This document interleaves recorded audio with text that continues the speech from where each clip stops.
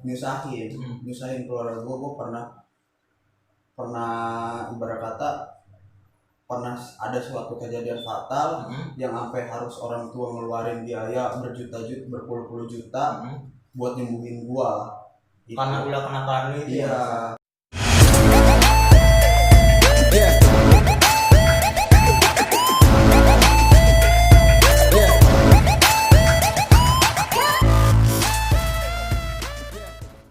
Oke. Assalamualaikum warahmatullahi wabarakatuh. Balik lagi ke channel Gana Kreatif. Di kali ini kita bakal ngobrol santai bareng siapa Mas? Eko. Nama panjangnya siapa Mas? Eko Damayanto. Mas Eko ini aslinya orang mana Mas? Orang Jawa gua asli. Jawa mana Mas kalau boleh tahu? Jawa Tengah. Kesibukan sekarang apa nih Mas? Kesibukan sekarang pengennya sih ada yang bikin sibuk gua gitu ya. Malam-malam. Tapi kadang gua nyibukin diri sendiri aja sekarang. Lagi nyibukin diri sendiri aja. Nyari jodoh kali ini. Mas Eko Damayanto. Oke guys, kali ini kita bakal bertema kenakan remaja. Kita bakal sharing sama Mas Eko tentang kenakan remaja di sekarang ini yang marak beredar. Oke nih Mas Eko, kenakalan apa yang pernah lu alami Mas? Kenakalan gua? Iya. Ya mungkin paling utama yang dari gua sendiri ya. Dari sendiri. Gua durhaka mungkin sama orang tua. Itu gua udah pasti durhaka. Gua salah satu orang yang pernah nakal dengan sebutan mungkin crazy five. Mungkin sih kayak lebih ke sana sih kenakalan gua. Kalau kenakalan di kenakalan durhaka pada orang tua nih Mas ya. Kayak gimana Mas, bisa lu ceritain tuh pengalaman kenakalan terhadap orang tua itu Mas? Ya mungkin semua orang pasti menurut gua anak kecil aja bisa durhaka sama orang tua. Dari kita ngomong nada tinggi aja itu mungkin kita udah durhaka. Berdosa berarti. Apalagi gua yang barbar ya kan? Kalau itu kan tadi menurut umum ya Mas ya. Iya. Kalau yang pernah lu alami Mas, contohnya nih lu ngelawan orang tua lu dengan mungkin main fisik atau gimana Mas? Gua kalau dibilang kasarnya mungkin dulu sering ngajak berantem orang tua kali ya. Crazy ente Mas. Iya, ngajak kayak gua nongkrong nggak boleh balik lebih dari jam 10. Kalau udah di jam 10 gua dibikin malu, orang tua gua datang ke tongkrongan. Pas di rumah gua ngamuk-ngamuk, udahlah berantem aja gini segala macam. Ya. Kalau di versi crazy drug-nya? Drugs lebih parah sih ya. Kenapa tuh? Drugs dari drug yang kimia, dari yang alam, mungkin gua udah cobain semua lah. Ya kalau misalnya soal drugs mah ya, tapi kenakalan gua dulu bener sih ke drugs itu gila banget, sampai mungkin tercipta gua durhaka sama orang tua juga gua mungkin gara-gara drugs juga. Berarti lu semua drug mungkin udah pernah cobain? Enggak semuanya juga lah. Gua juga tahu batasan. Ada beberapa ya tapi. Gilanya nggak gila-gila banget kan, nggak sampai yang di gua tusuk-tusuk. Waduh. Ya kan. Kalau di Crazy Pack? Crazy Pack mungkin kenakalan guanya di STM. Iya, di STM kenakalan gua luar biasa sih STM mah. Iya. Dibilang ya inilah parahnya gua, dibilangin jangan sampai gua namanya bandel itu harusnya jangan sampai ngerugiin orang. Ini gua ngerugiin keluarga gua. Dari STM gua ngerugiin keluarga gua. Aturan yang harusnya kenakalan bisa gua atasin sendiri gitu, gua selesain sendiri. Ini orang tuh harus ikut campur, itulah. Dampaknya berarti nggak ke diri sendiri, tapi iya, ke orang tua juga dan faktor lingkungan juga. Iya, itu jelas. Dan gimana Mas ya, kalau lu kan tahu tuh itu tuh nggak baik ya buat diri lu sendiri terutama. Itu mempengaruhi dari faktor apa aja Mas? Pertama mungkin ya, kalau kita nakal itu biasanya mau nakal apapun itu lumpurnya pasti pertama itu lingkungan. Faktor lingkungan. Iya. Kedua kita penasaran. Kayak drug, kita pasti penasaran lah, ya kan? Pasti. Siklusnya kita bisa pakai drugs tuh begini. Pertama kita tahu lingkungan, kita kejebur sama lingkungan. Kedua kita penasaran. Iya. Kita coba-coba. Iya benar. Pas kita udah coba-coba, pasti kita kecanduan. Benar. Udah kecanduan, segala cara apapun kita harus bisa nutupin kepuasan kita itu. Iya benar.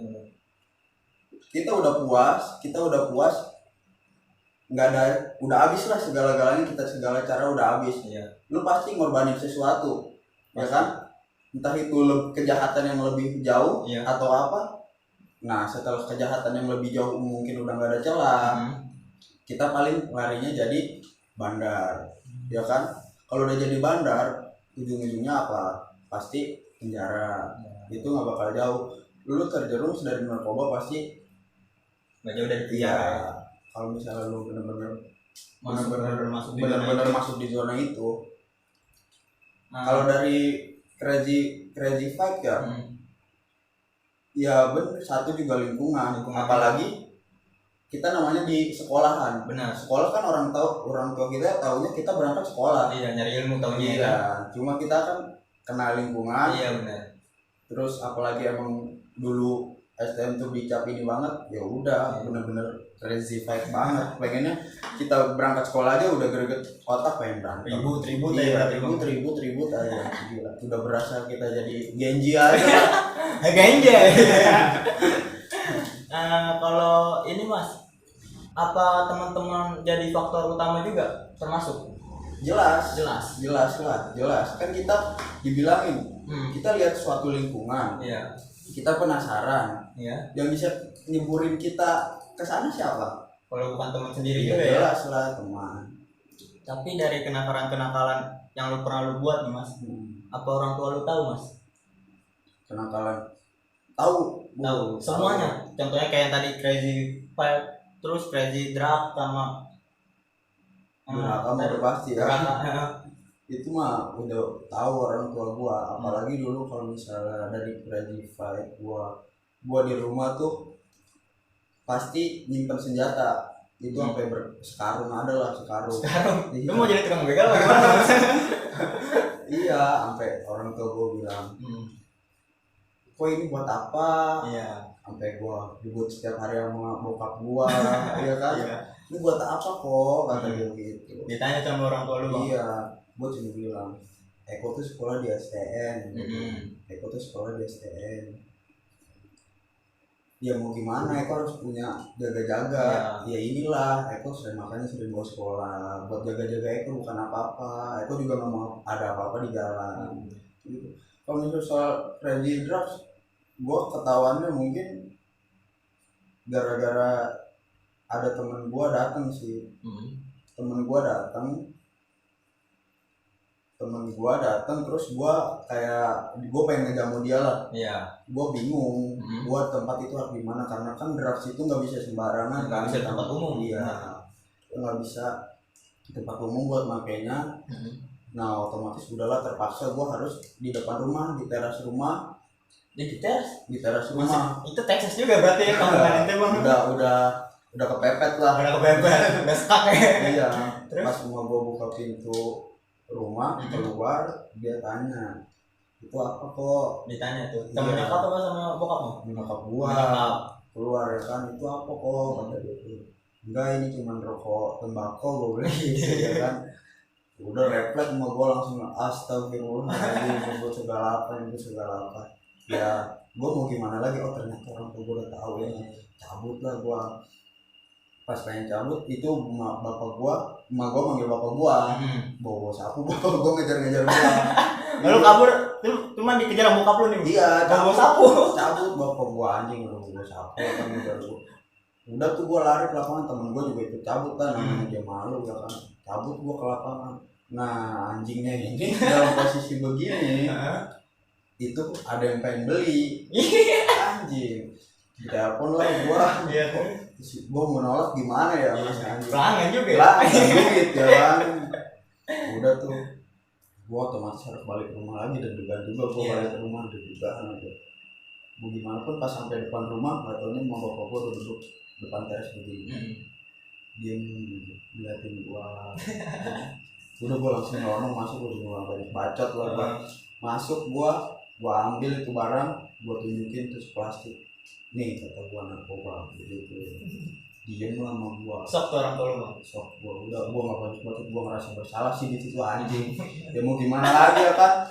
Tapi dari itu langsung gua oper sih barang. Gua nggak mau jadi penyakit juga kan. Dan gua udah tahu.